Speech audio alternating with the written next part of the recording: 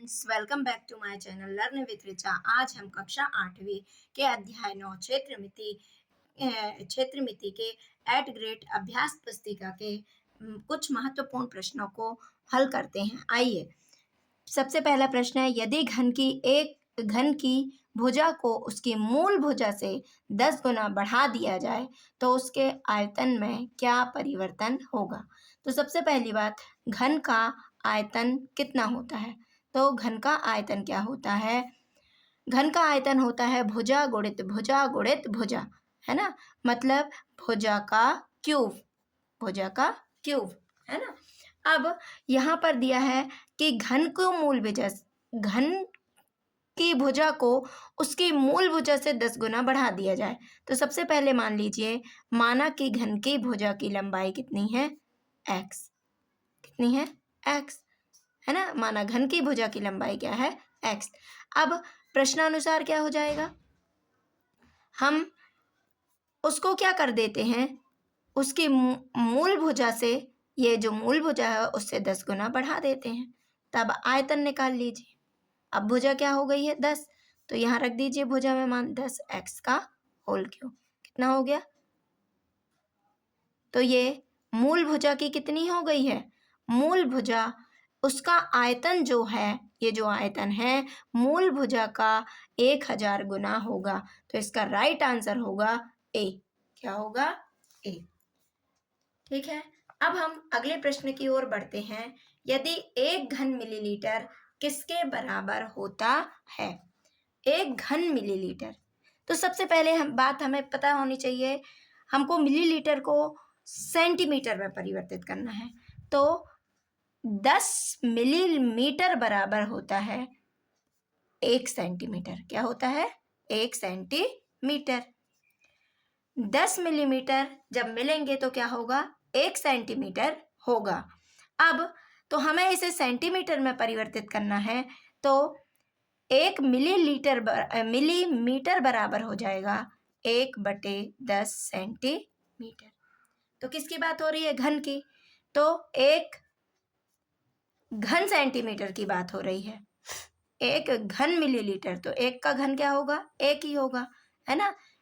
तो 1 का घन क्या होगा, 1 ही होगा। तो यहाँ पर भी कर दीजिए 1/10 का क्यूब, है ना, घन आने घात 3, तो क्या हो जाएगा 1/1000 घन सेंटीमीटर। इसको दशमलव में परिवर्तित कर दीजिए, कितना, 1 2 3, तो 001, तो क्या आंसर हो जाएगा, 0.001 घन सेंटीमीटर। ठीक, अब इसका राइट आंसर होगा क्या, सी। अब 2 बेलनों की त्रिज्याओं का अनुपात 1:2 है। 2 बेलनों की त्रिज्याओं का अनुपात 1:2 है तथा इनकी ऊंचाइयों का अनुपात 2:3 है। तो इनके आयतनों का अनुपात क्या होगा। तो बात किसकी हो रही है, बेलन की। तो सबसे पहले आप मुझे बताइए, बेलन का आयतन क्या होता है ना, ये पता होना चाहिए आपको। तो यहाँ पर हम देखते हैं, बेलन का आयतन होता है πr²h। ठीक है, तो एक की त्रिज्या क्या है, 1, और दूसरे की ले लो 2। अब ऊंचाइयों का अनुपात, मतलब पहले बेलन की ले लेते हैं h1 2, और h2 क्या ले लेते हैं 3। अब इनके आयतनों का अनुपात तो रख दीजिए, पाई, r का मान क्या है, 1 का वर्ग, और h का मान क्या है, 2। यहाँ पर रखिए पाई, यहाँ पर r का मान क्या है, 2 का वर्ग, और इसका मान क्या है, 3।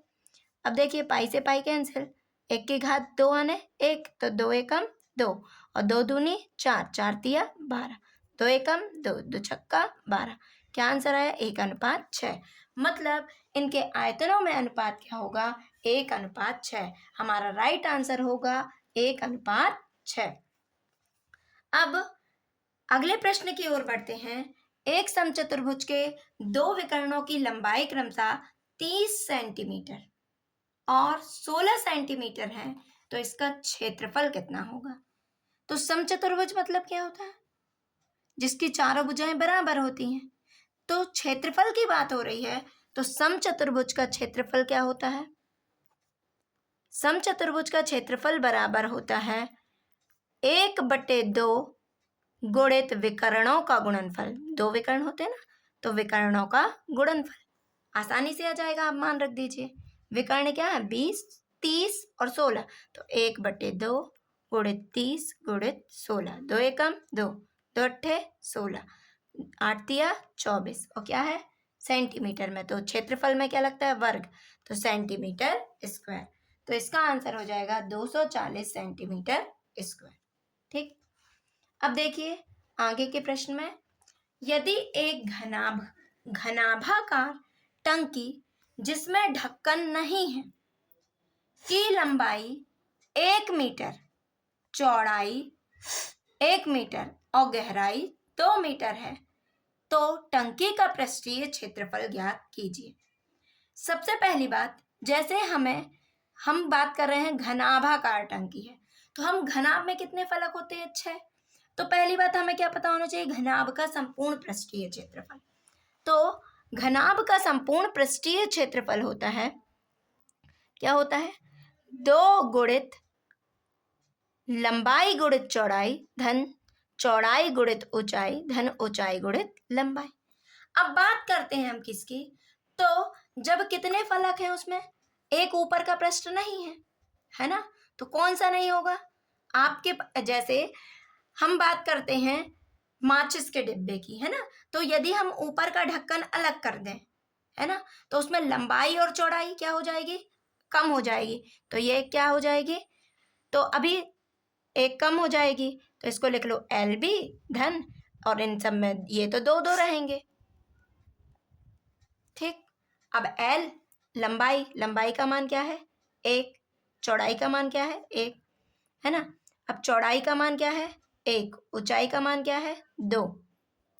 यहाँ पर ऊंचाई कितनी है? 2, लंबाई कितनी है? 1, तो 1 धन 2 दूनी 4, 2 दूनी 4, 4 4 8, 8 और 1 9, क्या हो जाएगा? क्षेत्रफल है तो हो जाएगा, और मीटर में तो वर्ग मीटर। राइट आंसर हो जाएगा 9 वर्ग मीटर। ठीक है,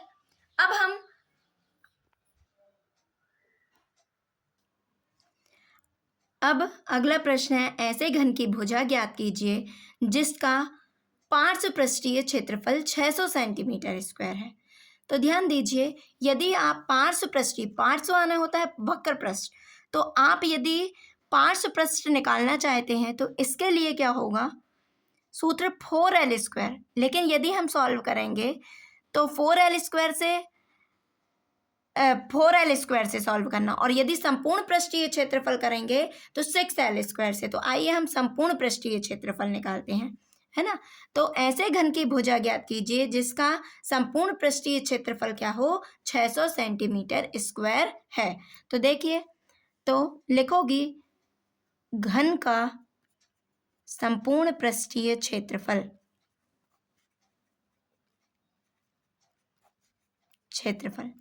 बराबर संपूर्ण पृष्ठ क्या होता है? क्या दिया हुआ है?